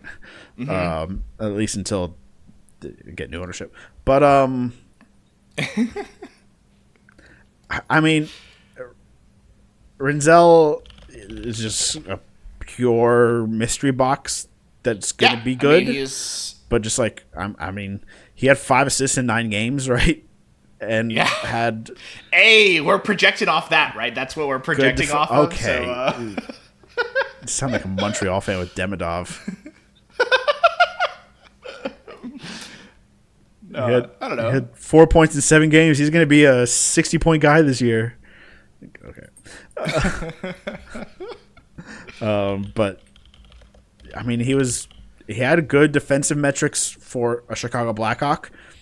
For whatever that's worth, right? NHL wise, he had bad defensive metrics, but that could very much be a situation based. Chicago's so bad. Yeah. Also, he played the last 9 games of the season, which I think everybody had given up, except for Spencer Knight. He might honestly. What if he might not even be their future 1D? Lev could just pop him, real quick. We'll see. If Lev Shinov, they've got. Chicago's happy because they have 2 guys that could potentially be that future 1D. It's a mystery box. Lev Shinov, Rinzel, they both belong in this future 1D thing. They're guys that are gonna basically make their NHL debut next year, most likely. Maybe. And Rinzel might not even make the Hawks. How? They don't have what do they have even bodies to throw at? What are they gonna do? They might choose just to bring some vets, some Matt Grizzlicks in. And let the kids develop in a better environment than It's definitely not a Hawks. good environment for them. But you kind of need. We talked about it a little earlier. You kind of want your NHL or your defenseman to get some NHL time because it's such a different game playing defense at the NHL level, and there's a lot. I don't know. Chicago's weird. They're just a weird team. Yeah. They've got a lot of young talent, and I don't have the most faith in their staff and everything like that to be able to get everything out of them. Definitely not. But this year? No matter. Did they? On the I bench? don't know. I don't know if they did or not. But I think this is the appropriate place for Sam Rinzel. Yeah, I don't think there's anywhere else. We could call it the question mark tier if we want for where this is at. This is the same tier list as our 1Cs, but I looking at it. A lot of the players that we put in this tier for our 1Cs, like the future 1C tier, were a lot farther along in their development and are more so in the could take a leap. Like a Jackson Lacombe would be in the future 1C tier. If we had done it last week, right? You know what I mean? I'd say he belongs in terms of what he's shown, but I think he's so much further along than Rinzel is, right? We didn't really have a guy we weren't talking about a Shane Wright last week, or you know what? There's more than Rinzel has. That's also true. I don't know. We didn't have anybody who hadn't played a full season.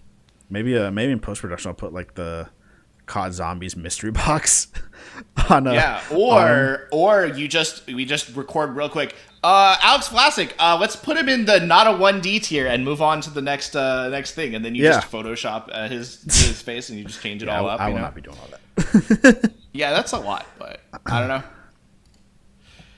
Okay. Next up is Roman Josi of the Nashville Predators. Wait, Colin. We fucked it up. Did you mess up? Is that not Roman Josi? No. Well, yes. No. So Roman Josi is who we said was Shea Theodore. And this is Shea Theodore. Oh. There we go. We did it. Whoa. You did it. That makes sense. Why would Roman be behind Sam? We're bad at the alphabet. Yeah. We're bad at the alphabet, and also the pictures are really small, and the jerseys are really similar. Come on. Yeah. Come on. I'm saying this so you can put this in as a editing Colin here. We looked at the wrong guy here. Our bad. You know? Yeah. Yeah. That'll be fun. Roman Josi, though. Let's talk about Roman Josi. I'm a huge Roman Josi guy. Roman Josi I have really been good. for a long time. I think maybe similar to Fox, a lot of people may have thought that Roman Josi has fallen off a bit because he has not kept up with Makar and Hughes. And Nashville was also really bad last year. Yeah, but like, how do you Roman keep up Josi was with Makar not and really Hughes? bad last year. No, he was. He was injured, but like Mm-hmm. he still put up good numbers. On a terrible team. Yeah. And then the year before that, he was over a point per game guy Yep. with 23 goals. Like, I don't know. I'm not, 3 he's years ago, he 35, was but I'm 96 I'm points. not convinced that he is fallen off as dramatically as some might think. I easily put him in the Norris contender tier. I don't know don't wanna between put him these above- three. I don't want to put him above Morrissey. But I could give or take Miro. We'll see who has a better season. I think it could be either of them. I think right now I would say Yossi, but also age could hit Yossi at Yeah. any time and slip behind Miro.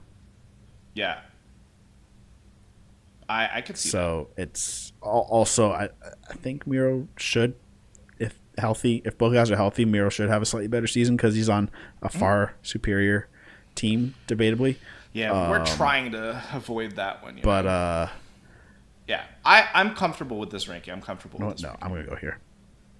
Okay, I'm comfortable with that ranking too. I was comfortable with both of them. I just think Morrissey's a little bit above them. I So think that's where I'm comfortable with. But these guys are in a similar place, a little bit fallen because of a injury riddled season with some complications and stuff like that. But still, elite defensemen, right? So, and we're gonna hope that Roman Josi can continue to have that because he's. I mean, if he goes back to a 20 goal, 85 to 96 point season, then I think that makes sense, right? I don't think Morrissey has that ceiling, but I don't think that's likely to happen. No, I don't with think the so. team that he's on and the age that he is. And his per game rates, even before the injury, was not 20 goal, 80 points. That Nashville team is broken. Oh yeah. So and not in the good video game way, Yeah. In can we get some super glue in here or something, anything. But speaking of elite 1Ds, you want to talk about our next player? Yeah. Similar to Renzel, maybe not the 1D at this stage, but is more interesting than Mario Ferraro, probably ish. And for anybody who's saying I picked him because he's a former Toronto Maple Leaf, no, this was Jackson that picked this was my pick, but I picked him because I wanted Colin to talk about him. I think that's pretty easy to me. I think he is not a 2D, but I don't think he's shown enough. Not a 2D. Also, I don't think he's shown enough to be put in any kind of potential tier for his age or anything like that. But I think he kind of is who he is. I don't think he has the ceiling to wanna project anything further for him. But I also think he's not a bad hockey player. I think he could be a contributor on a team. You'd probably want him to be your fourth or maybe fifth defenseman, but I wouldn't. It would not surprise me. I would not bet on this whatsoever, right? But it would not surprise me if he got put on the top power play unit, which I don't think he will. On San Jose, I think that would be Klingberg or Leddy. But if he was on the top power play unit with Smith and Celebrini and Eklund and Toffoli and maybe a Michael Misa, right? That he could put up a 10 goal, 40, 50 point season of just being a power play merchant. They've got a lot of offensive not firepower. happening. I don't think it would, but if you told me that happened, I wouldn't be like, wow, I would never see that coming. Well, and that's a player. He's better than Matt Grzelcyk. Probably. No, come on. He's better than Matt Grzelcyk, and Matt Grzelcyk is unsigned. So if you're signed, If you're better than Matt Grzelcyk, that means you belong in the NHL. You know. But if we fast forward Timothy Liljegren, to be Matt Grzelcyk's age, is Timothy Liljegren signed? We'll see. I don't know. It's gonna depend. It's gonna depend on. I think he's a good player, but I don't think he is a great player. He could just rot on this Sharks team. He's the kind of guy that could just sit here and he doesn't get power play time and he doesn't get a lot of stuff and he just rots and then he gets picked up after his contract and like doesn't really do a whole lot. But also, like if there was a team that was interested in him for some reason or something like that and like he got traded mid-season or something like to like a contender, like he could be a good complementary piece on a second pairing or a third pairing, right? A really good third pairing with like just a little bit more juice to him. So I don't know. He's definitely a more interesting player to talk about than Mario Ferraro. So and a little bit maybe. You don't think so? I'm a big Mario Ferraro fan. I mean, I am too, but he's not a. He is 2D. Also in this not a 1D tier. He's also in this not a 1D tier. Maybe Mario Ferraro probably has more to offer. Should we have just made playoff team? Just the Sharks and Hawks logos and not a player. Maybe just drop their logos in the not a 1D tier. Maybe I don't know because I don't know. Mario Ferraro is a cool player who has I think could offer and probably will offer the Sharks his services at one point. Although we'll see. He's a UFA after this year if they re-sign him. Right? I think if both guys get traded at the deadline, Ferraro probably gets a slightly higher price unless Liljegren gets the former first round pick bump. Like player for player, Ferraro probably gets a better draft pick. Because Ferraro is the kind of guy that fits better on a contending team, right? Better defensive numbers and just, Although Liljegren is a right-handed, so, he probably jumps up, to a second-round pick for you, so. I would give up. No. Right-handed players are important, Colin. It's important to have your defenseman play on their correct side. It's not the most important thing, but it is important. I know what? There's a future segment of are any offhand teams where we argue it about okay, so like let's look at how many of the players that we've talked about as 1Ds here are playing on their offside normally. One. Just Miro. I think it's 3. No. Who? Oh, Darlene and Miro. Yeah, and hey, that's just boosting my argument. Theodore as well. Yeah, Theodore does too. Yeah. Mm-hmm. I mean, hey, those guys are towards the top of the list. Mm-hmm.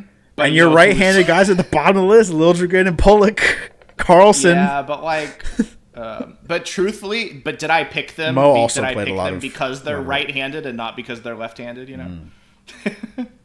And Cale Makar is right-handed. Well, I mean, could Miro and Darlene be up here if they just play on the left side?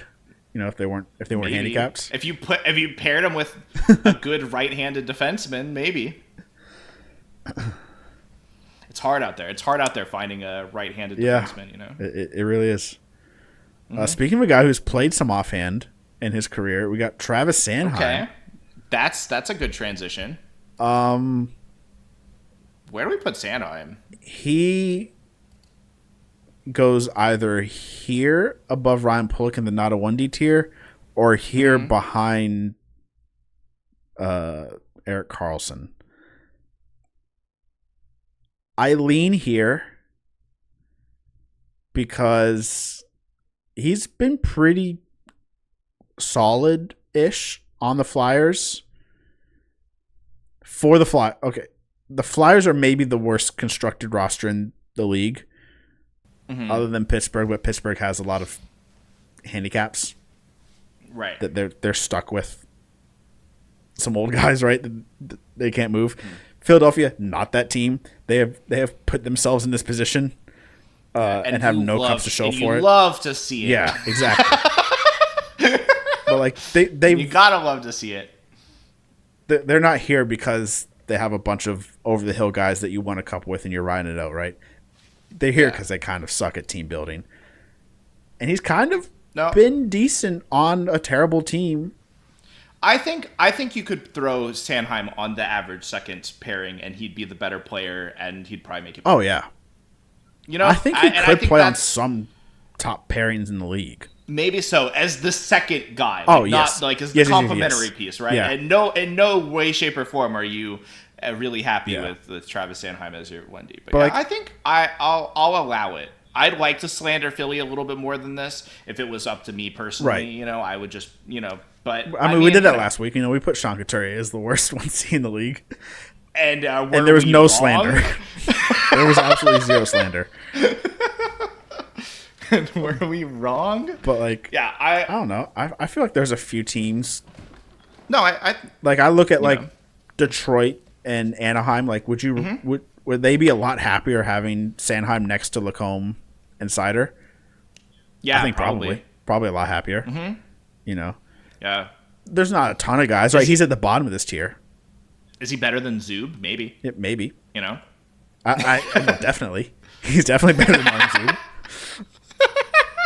But like, other than like No, some teams, I'm comfy with it. would prefer I'm comfy with Sanheim than Erik Karlsson.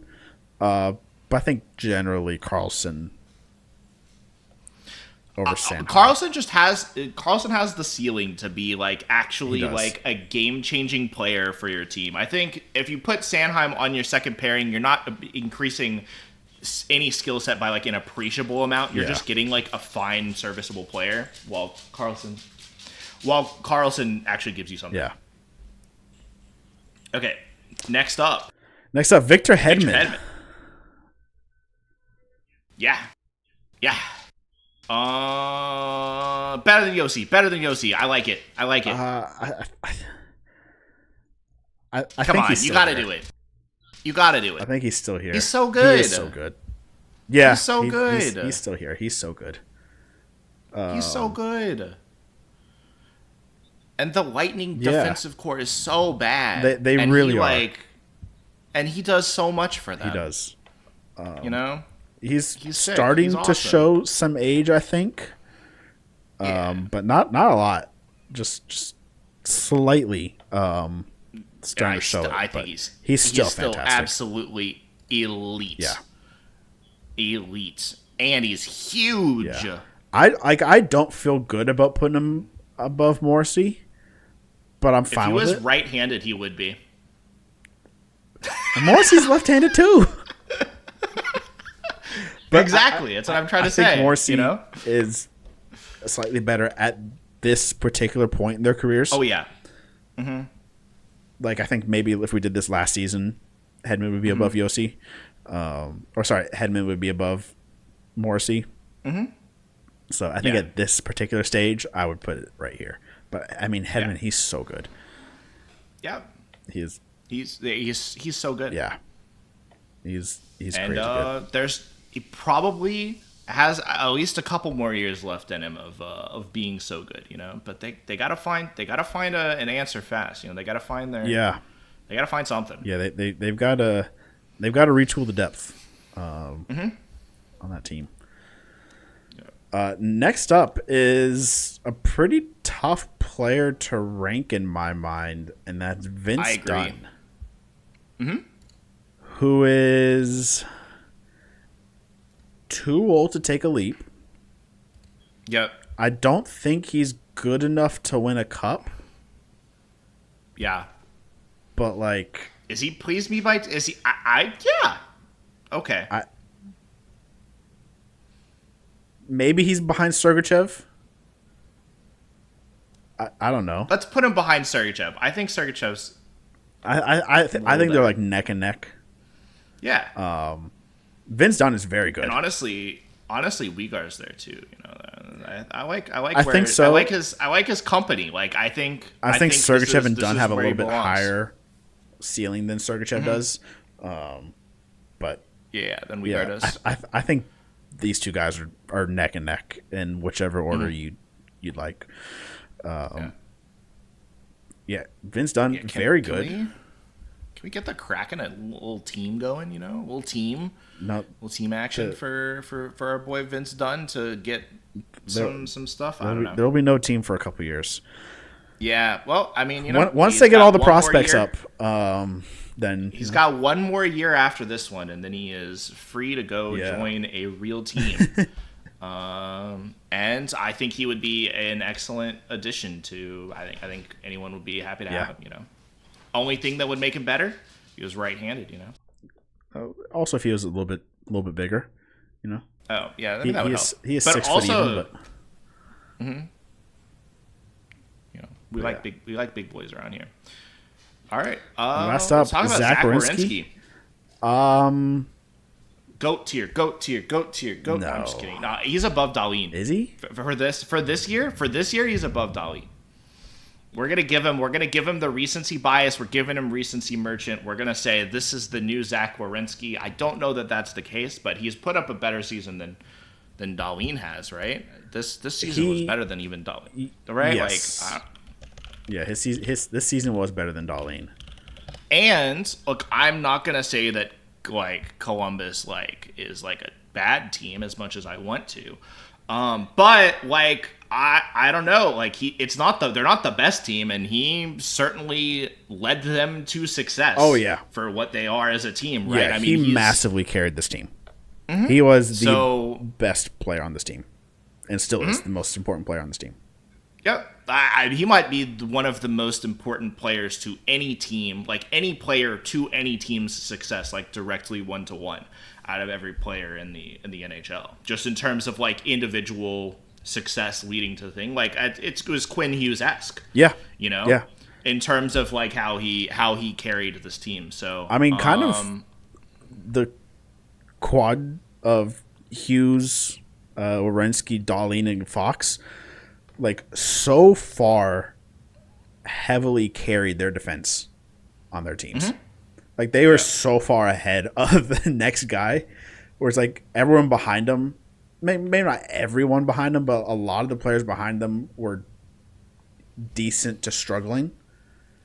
Mm-hmm. And without these 4 guys, their defense scores drop precipitously. Yep.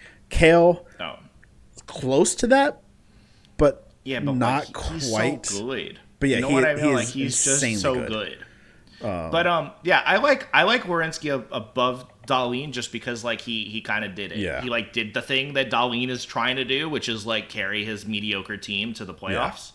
Yeah. Dahlin hasn't been able to do that, and I mean his team's in a worse position than the Blue Jackets, I would say. But it's not like the Blue Jackets are some great team, And Werenski did the thing. He had an insane year. So I'm comfortable putting him. They missed by 5 points or something like that. So I'm comfortable with this list. So all right. Yeah, I don't think there's any moves I really want to make. Nah, we killed it. We absolutely killed this list. Yeah. I like it so much. We're gonna get roasted for it, I'm sure. Somebody's gonna say some bad things about our takes, And we'll live with it because I'm right and you're wrong. Please let us know where we messed up, or where we were correct. Yeah, I think it's a good list. So next up, we're going to do the $18 draft for the Pacific Division. So I've prepared players. You're going to have to fill a team with 6 guys. You're going to need a left wing, a center, a right wing, left defense, right defense, and goalie. Yep. You're going to need 6 positions. You have, on average, $3 per position with which you can spend. And I've gone ahead and prepared these guys in tiers for you to spend. So I'm going to go through the list here. I've sent it to you as well, so you can reference. So for left wing, for $1, you can have Nils Hoglander. For $2, you can have Jaden Schwartz. Okay. For $3, you can have William Eklund. Mm-hmm. For $4, you can have Jonathan Huberdeau. Okay. And for $5, I'm giving you Leon Draisaitl to play on the wing. Okay. At center, for $1, you can have Nazem Kadri. For $2, you can have Macklin Celebrini. Mm-hmm. For $3, Elias Pettersson. For $4, Jack Eichel. And for $5, Connor McDavid. Let's see that. Yep. At right wing, for $1, you can have Capo Caco. For $2, you can have Tyler Toffoli. Okay. For $3, you can have Brock Besser. Mm-hmm. For $4, you can have Adrian Kempe. Okay. And for $5, you can have Mitch Marner. Yep. At left D, for $1, I will give you my favorite player, Jackson Lackham. For $2, you can have Mackenzie Weegar. For $3, Noah Hannafin. For $4, Vince Dunn. And for $5, I'll give you Quinn Hughes. At right D, for $1, I'll give you Tim Liljegren. For $2, I'll give you Radko Gudas. For $3, you can have Shea Theodore. For $4, you can have Drew Doughty. And for $5, you can have Evan Bouchard. And then at goalie, for $1, I'll give you Stuart Skinner. For $2, I'll give you Joey Dackard. For $3, I'll give you Lucas Dostal. For $4, I'll give you Dustin Wolf. And for $5, I'll let you have Darcy Kemper, so you can actually get someone who's done anything, you know?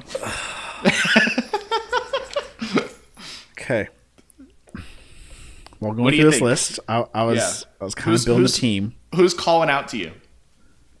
Well, let me just do some quick math. I might have the team already. Yeah? Is that easy? Yep. Okay. All right. At left wing, for $2, I'm taking Jaden Schwartz. Okay. At center, for $4, I'm taking Jack Eichel. Uh-huh. At right wing, for $2, I'm taking Tyler Toffoli. Okay. At left defense, for $5, I'm taking Quinn Hughes. Yep. At right defense, for $3, I'm taking Shea Theodore. Uh-huh. And with my remaining $2 at goalie, I'm taking Joey Decord. Okay. I feel really good about this list. It's not a lot of firepower you got there on the wings, Colin, I gotta say. It's not. I mean, Schwartz is a very good all-around player. Yeah. And Toffoli can be a good goal scorer. Mm-hmm. A little inconsistent, a little hot and cold. And we're praying that Eichel's healthy. Right. But you forget, I have a ton of firepower in Quinn Hughes. Yeah. That's true. That's a good player right there. And then Shea Theodore for $3, that just like jumped out to me as like insta value. Mm-hmm. Yeah. I mean, like obviously I'd love to have one of Dry or McDavid, but those are expensive. Uh-huh. And obviously the only desirable defenseman on this list is Quinn Hughes. Everybody else is a big question mark. Yeah. So I feel like I have to get the non-question mark. Because I'm going to pick another question mark. So I'm going to get the non-question mark on the list. Yeah. So that's immediately where $5 went. I feel like I can't get another $5 player. Mm-hmm. Or else we're going super budget with the rest of this list. And like maybe if Lacombe was a right defense, then I'd be more tempted to spend $1 on him, and then be able to invest a couple extra dollars in a McDavid or a Draisaitl or something. Mm-hmm. But like I don't know, is Eklund or Huberdeau giving me that much more than Schwartz? I mean, somehow you might have given Huberdeau a worse contract than he already has.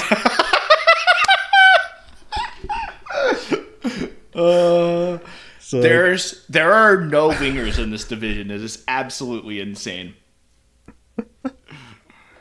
I mean, imagine if I didn't make Draisaitl a winger, right? Yeah. If we don't put Draisaitl at wing here, who is the top? Who's the best left winger in the division? Who is it? Zach Hyman. Or RNH. Or RNH. Yeah, that's true. We replaced Draisaitl with RNH, and it's even worse because you wouldn't pay $5 for RNH. No. At one point this list RNH was $4, and Draisaitl was $5. But then I was like, I gotta give him Stuart Skinner for $1, you know. Gotta give you Stuart Skinner for $1. I mean, hey, I can make the finals. Yeah, with Stuart Skinner. I can make the finals. I know that. Yeah. I don't know. It was a silly division to put together because of the lack of wing talents. and then And goaltending. And goaltending, right? Darcy Kemper for 5 is like one of the worst offers I've ever seen. Right? But like, who else is it gonna be, right? Exactly. Like yeah. Darcy Kemper is the most proven of these goalies in a playoff situation, you know? But yeah, I'm not sure. That's why I just like took Decord, because like that's just where the extra money it was. Whatever extra money I had is what was going to goaltending. Decord, Dostal, or Wolf, right? They're all in the same boat. Where it's like I don't know, you know.